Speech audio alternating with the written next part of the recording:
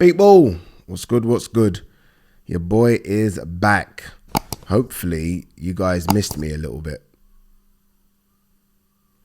Just a little bit. Hopefully you did, because I missed you guys, which is why I've literally just got through the front door, and the first thing I thought about doing was making a video. Not having a shower, not having a fresh, not having a coffee, not making some food, making a video. In fact, I thought about it on the airplane. I was like, you know what? We need to get to the green chair because it's fight week.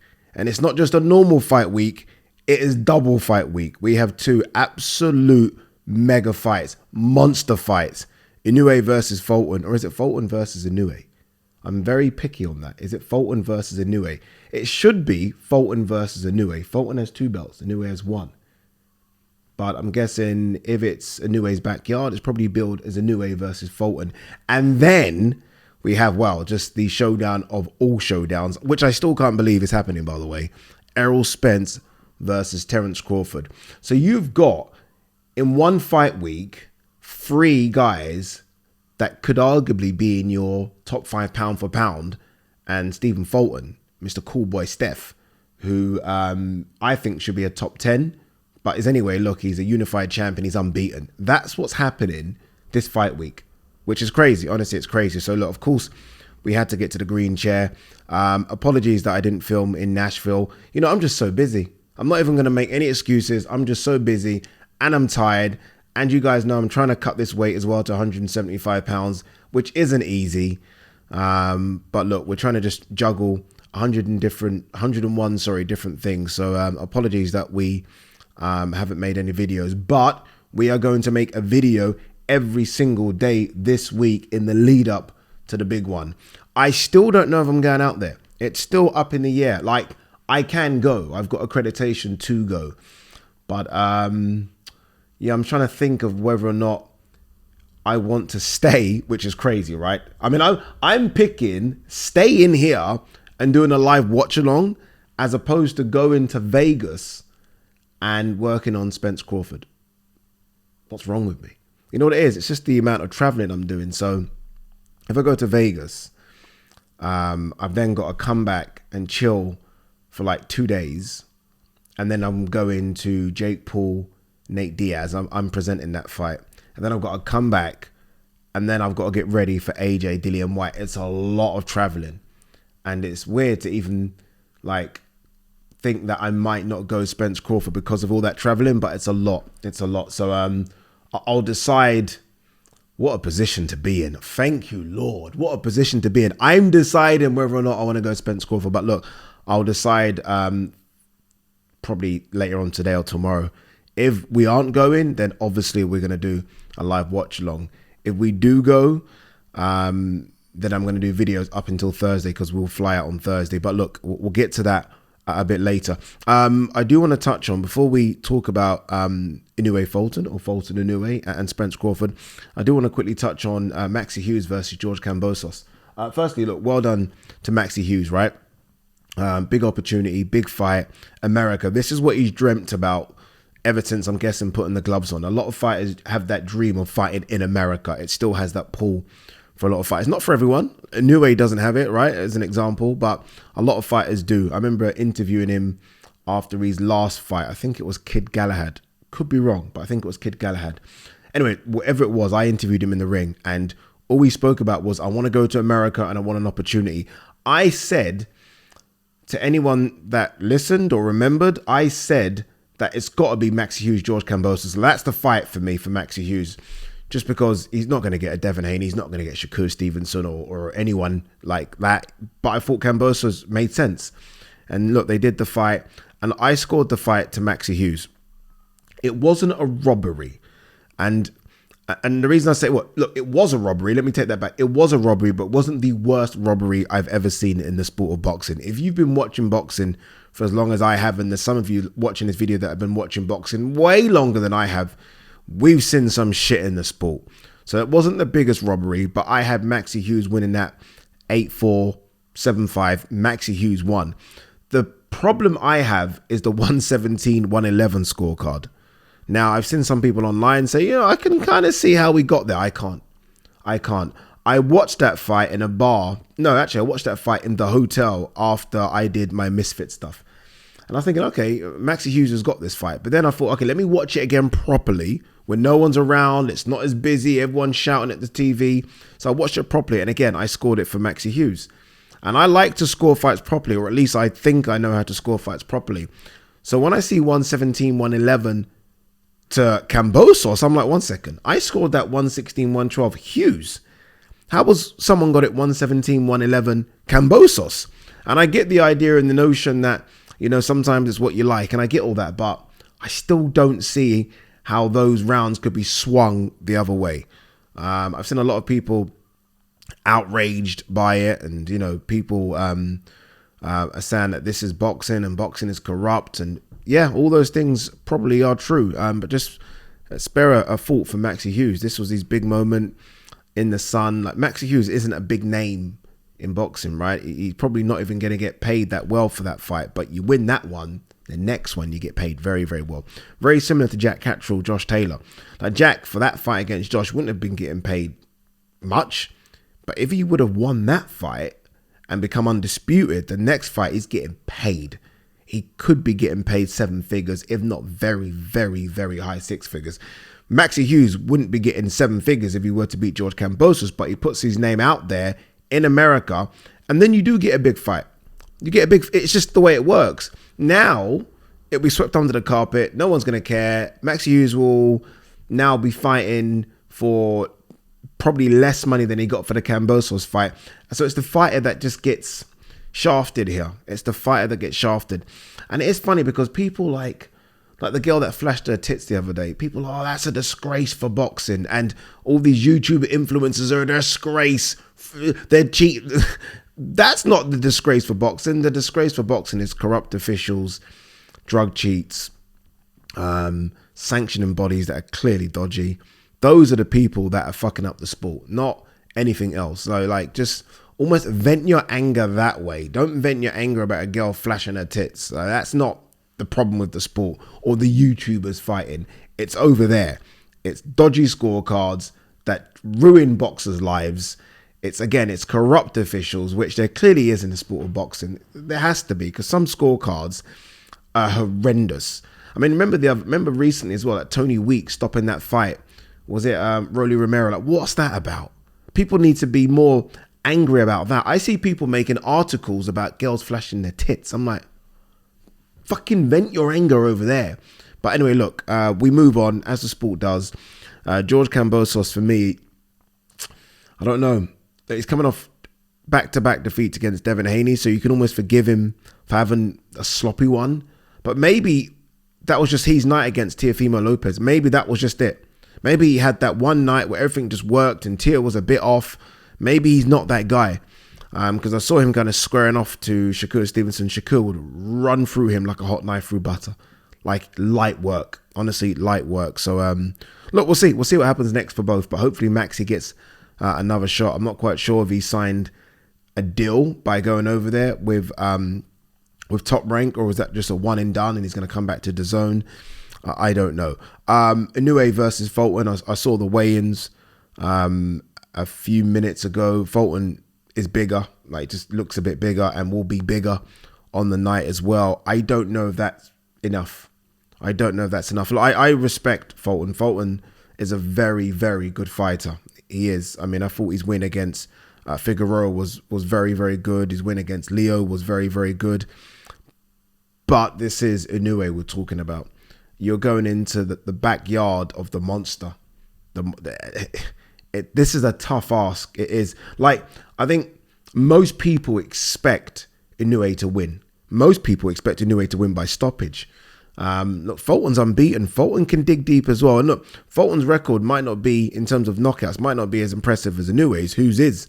But he's got respectable power. You watch his fights, I mean, you know, he can grind you down and he can hurt you. He's a big guy at this weight, so his power's there. And if he sits on his shots a bit more as opposed to the movement that he normally does, I think he's got enough power to get respect out of Inoue. But this is tough. This is a tough ask. Obviously, there's been so many issues in the lead up to this fight. I mean, some people were throwing accusations of PD usage Inoue's way, which is ridiculous. Let's not do that. Let's not do that. If he were to pop for something, fine, but let's just not throw shit at people for the sake of doing it. And then there was this issue about the rapping as well, which I think's been ironed out. I think it's been sorted out. I think the issue with the rapping is that there seems to be, and this is where boxing's all over the place, there needs to be a blanket rule on what you can do with your rapping. There seems to be a rule for, even in America, different states allow rapping to be done differently. And in Japan, they allow it to be done differently as well. That's not Inoue cheating. That's just Inoue sticking to the rules. And if the rules allow you to do the way he wraps his hands, he's going to do it. But yeah, that's been an issue. I don't know if that's them, Fulton's team, trying to get under Inoue's skin. Maybe. But again, I mean, I'm going to repeat myself. Fulton is a very, very good fighter. Inoue could be a generational talent. That's the difference. So you can have a very, very good world champion, and you're looking at maybe a generational talent in Inoue. And I still feel like he's getting the respect. Inoue's got a lot of respect from fighters. When you hear fighters talk about him, Crawford, Gervonta Davis, they know what they're seeing. I don't know if he's got the respect as yet from the boxing public in America. I'm not quite sure. And maybe he needs to have a fight in America to get that. And I think there is something about that. I do think he needs to come over here and have a fight. I think if the Fulton fight was in America, although it's in the same week as Crawford Spence, I think it would have still got a lot more heat around it. I feel like it's been lost because it's in Japan, and it's also lost because obviously the juggernaut that's coming up on the weekend. But look, I think Inoue gets it done. I think Fulton will cause him problems because, again, he's a good fighter. But I think Inoue's just, and look, this isn't any me trying to teach you anything about the sport of boxing. Inoue's just that guy, isn't he? Inoue's just that guy. You don't get nicknamed the fucking monster for no reason. And I expect Inoue to beat him, and I expect Inoue for 4 days to jump to pound for pound number one. Because it's a big win. It's a big win. You're unifying the belts, right? What is it? The WBO, WBC, and Inoue's got the WBA, I believe. So you're unifying the belts. And he's doing this in another weight class as well. This guy is very, very, very good. Fulton's good, but not as good as Inoue. So I expect Inoue to get the job done. If Fulton were to pull this one off, by the way, Fulton were to go into enemy territory, he must be getting paid well, by the way, because Fulton put his hands up for this fight immediately. If he were to go into enemy territory and beat Inoue, that's some win, you know. That's some win. And again, look, Fulton isn't in many people's pound for pound top 10. He will be. He will jump straight into the 10. He'll jump as high as 6 or 5. He'll go that high. But I expect Inoue to get the job done. All right, let's talk about the big one. 5 days to go. 5 days to go to Errol Spence and Terence Crawford get in the ring. Wow. I really hope they do what someone suggested. I can't remember the name of the person that suggested it, but when you bring all the great welterweights back in the ring and just honor them before this big fight, so many that you can bring in the ring. Pacquiao will be ringside, get him in the ring. Floyd will be ringside, get him in the ring. Hopefully Cotto is there as well. Sugar Ray Leonard, Hearns, get them all in the ring. Duran, get them in the ring and let's honor them and let them get out the ring and let the two best welterweights of this era, this generation, throw hands. This is going to be something, I think something special. I really do. I know a lot of people said it could be a chess match. It won't. I just don't see how. I mean, I think their styles will gel fantastically well. I feel like some have started making predictions based off the little media workout. It's nothing. That's nothing. They're not gonna give anything away. That is literally just, they don't even want to be there. Trust me, I cover some of these media workouts. The fighters don't want to be there. They don't want to be there. They've just got to do it. Tip the box. What do you think they're gonna do? Their best combinations. I remember when Mauricio Lara did a media workout for his fight against Josh Warrington, and everyone was laughing. I was like, what the fuck is this? And then we all saw what he did. So don't be fooled by the media workouts. I predicted Terence Crawford from the get-go, and I'm going to stick with it. It could change tomorrow. It could. I haven't watched the latest All Access. I could change my mind for something I've seen in that.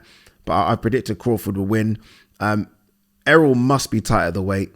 As much as we like to say, you know, that's going to help him, I think it will probably hinder him. I think we've started to see it in recent fights where he's been attacked to the body because that weight cuts a lot. He's a big boy. He's a big, big boy. Crawford's big himself now, but Crawford's grown into the weight class. Errol's been at the weight class for over a decade at the same weight class. You know how difficult that is? Someone that naturally is a big guy. So look, we'll see how it plays out. I can't wait for it. It is a big one. It's the biggest fight, not just of the year. That goes without saying. It's the biggest fight since Canelo Golovkin won. Nothing big. It is more significant for me than Floyd Manny. More significant. Floyd, that wasn't the best Floyd, and it wasn't the best Manny. That if the Floyd Manny fight happened 5 years earlier, it probably wouldn't have done the same numbers, because that was incredible, but it would have been more significant from a boxing standpoint. This is more significant than that. This is. I don't know where Manny was in the pound for pound rankings at the time. Floyd was number 1, but I think Manny, remember, he had been starched by Marquez. I think Manny might have been a bit lower than 5. This is number, I don't know, 2 versus 4, 1 versus 5, whatever it is, it's close. This is undisputed. This is undefeated. Do you know, this is everything. This is everything. This is a fight that we've been begging for. Fight fans have been begging for this fight ever since Terence Crawford stepped in the 147 division. So that's how long we've been begging for it, and finally we get it. It doesn't get any bigger or better than this. It really doesn't. So look, hopefully it delivers. I don't know what it's going to do number-wise. Is it going to do more than Tank Garcia? I don't know. Probably not. Have you seen the ticket prices, by the way? I think someone tweeted about the ticket prices. Like someone tweeted something about like $9,000. Something stupid like that, which is astronomical. But look, we'll see. We haven't got long to wait, guys. Again, if I don't fly out, we will do a live watch long. What I do want to do is get a couple of guests in here. I'm trying to arrange it, but I've got a show on TalkSport now 7 to 10, so it's difficult. So I've got to try and get someone in the afternoon. But I do want to go back and forth with a guest about this as opposed to just to me talking. We'll see if we can get something done Tuesday, so tomorrow or Wednesday. We'll see. All right, should we quickly see if there's any news here? Bomac believes media fans have hyped Spence as a great fighter. No, Spence is a great fighter. Don't do this. Spence is a great fighter. I can see what Bomac's doing, but don't do that. Spence is a great fighter. He's gone away and won the Kell Brook one was a big win. Garcia was a big win. Sean Paul was a big win. Ugas was a big win. These are big wins. And then he blasted through, don't get me wrong, I'm not trying to mention this as a big one, but the way he even blasted through the likes of Algieri coming up, he's got some solid wins on that resume. He is a very, very good fighter. Anything else? 2 seconds. Frank Martin believes he KOs Vasily Lomachenko. Stop it. Dude, you literally just scraped through your last fight. Come on, man. Stop it. Loma arguably beat Devin Haney. Loma should be undisputed right now. You don't stop Loma. Who's stopped him? Who's got close to stopping him? What we doing? What are we doing? Crazy. Keith Thurman on fighting Spence. He wasn't worth a lot in the past. Now the fight is bigger, better, greater. We don't care. Nobody wants to see it. You've missed your chance. No one wants to see it, Keith. I like Keith, but come on, man, just stop it. Stop it. Who's interested in seeing? Who's interested in seeing that right now? I'd rather see Keith versus. Give me Keith versus Jaron Ennis. Let's see that, but not enough money in it for Keith, is there? Jeez. All right, anything else? Jake Paul, when I knock out Nate Diaz, I think McGregor's going to see me, want a payday. Yeah, I think McGregor might have more money in the bank than you, Jake. In fact, I'm fairly convinced he has more money. I don't think McGregor's looking at Jake thinking, I want that payday. I don't think that's what he's thinking. I saw a list the other day of McGregor's pay-per-view numbers for, I think, the top 10 pay-per-view buys in UFC history. And I think McGregor had 6 of them. Something like that. It's ridiculous. He's okay. Dillian White, I haven't been treated the way I should have been treated. It's a shame. What does that mean? Dillian White, I don't know what Dillian White gets paid. I don't know who he's referring to here. But Dillian White is, apart from the way it was longed out that he didn't get his WBC shot, Dillian White said world title, is it a world title opportunity Was it Wembley Stadium? Wembley Stadium, I think it was. He's been in, Dylan White must have been in like 6 pay-per-view events. Dylan White's done all right. I don't know. I don't know. That might be a management issue or something. I'm not quite sure. But yeah, that surprises me. Joshua Boatsi expects fireworks with Dan Aziz. It'll bring the best out of me. That was the fight though, wasn't it? As much as some people... I like the fight, by the way. I like it a lot. I know some people said, Boatsi's taking a step back, but that was the fight. As soon as Boatsi signed with Boxer and Sky, that was it. There wasn't anyone else over there. That was the one. Hopefully, once he gets past that, or if he gets past that, because Dan Aziz is no joke, then we might see him in against some of the big boys. I feel rude saying that because I think Dan Aziz actually is one of the big boys, but I mean one of the big names in a Bivol or someone. We'll see. We'll see. Ryan Garcia, I'm ready to get it at 140. I'm going to beat Rolly's ass. Yeah, this doesn't look good for Ohara Davis. I'm not quite sure what's going on. Look, Ohara Davis, in an ideal world, Ohara Davis obviously wants to win a world title, but you'd rather fight Rolly than the next man down. I see Rolly, there's supposed to be purse bids last week, and I think Rolly has claimed he is injured. Who knows? So the purse bids have been suspended. The problem is, if Rolly gets a call from Ryan Garcia, Rolly will vacate 100% and fight Ryan because it's a bigger money fight. It's a bigger fight. And Ohara Davis will fight someone for a vacant world title. Still not bad. You're going to fight for a world title, but it's not Rolly, which is a much bigger money fight and just a bigger profile fight. Way bigger. Your profile's massive in America if you fight. And Ohara will go there and sell it well. So hopefully it can get ironed out for Ohara's sake. But yeah, it looks like Ryan. If Ryan gives Rolly the call, Ryan will fight Rolly. I wouldn't even be shocked if the fucking sanctioning bodies allow that one to be for a world title crack. Bob Arum will end on this one. It says Shakur Stevenson will get a major fight this year. Could return November 16th. This might be, shouldn't be, but this could start to be the same kind of issues that Terence Crawford had when he was over there with Bob in Top Rank, where Terence Crawford couldn't get the fight because it looks like Shakur's doing everything he can to antagonize and call these guys out. Remember, he was even at a party with Devin Haney trying to order him drinks and send out, like he's trying to antagonize these people. He's getting in the ring. He's calling at everyone. He's doing podcasts. Literally, he's doing the most right now to get one of these guys to fight him, and no one seems to want to commit to it.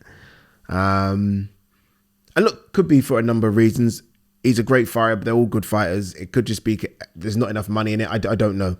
But again, that was the same issue with Terence Crawford, and eventually Terence just went, didn't he? So it'll be interesting to see what this major fight is, because I'm hearing that Devin Haney, Regis Prograis, is very, very close. It won't be Devin. He's not going to fight Tank. What is it? What is it at 135? Loma? Have they agreed that with Loma? Maybe that's the one. You know what? Maybe that is it. Maybe that is it. Jeez, that would be a fucking chess match, that one. Anyway, guys, girls, peace and love. Your boy's back.